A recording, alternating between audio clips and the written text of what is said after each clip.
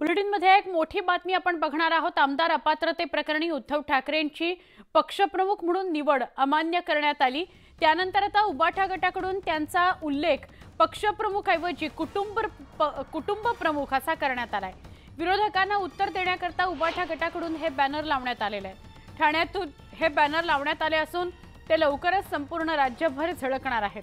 कल्याण, उल्हासनगर या भागात कुटुंब प्रमुखाचे बॅनर लावण्यात आलेले आहेत। आमचे प्रतिनिधी गणेश गायकवाड यांना अधिक विचारूया। गणेश, पक्षप्रमुख असा उल्लेख करण्याऐवजी आता सगळ्या बॅनर्सवर कुटुंब प्रमुख असा उल्लेख करून बॅनरबाजी केली जाते, काय अपडेट आहे? सुवर्ण, आपल्याला माहित आहे की विधानसभा अध्यक्षांनी जो निकाल दिला त्यामध्ये पक्षप्रमुख या पदावर प्रश्नचिन्ह निर्माण केली गेली होती आणि त्याच्यामुळे आज जेव्हा उद्धव ठाकरे सत्ता संघर्षानंतर शिवसेनेमध्ये उभी फूट पडल्यानंतर कल्याण लोकसभा मतदारसंघामध्ये त्यांचा दौरा आहे आणि विशेष म्हणजे मुख्यमंत्र्यांचे सुपुत्र खासदार श्रीकांत शिंदे हे इथे लोकप्रतिनिधी आहेत आणि त्याच्यामुळे हा मतदारसंघ त्यांनी जाणून बुजून निवडलेला आहे। या मतदारसंघामध्ये एखादा उमेदवार देऊन श्रीकांत शिंदे यांचा कसा पराभव करता येईल ही रणनीती आखण्यासाठी शिवसैनिकांना त्या संदर्भात मार्गदर्शन करण्यासाठी हा दौरा आहे।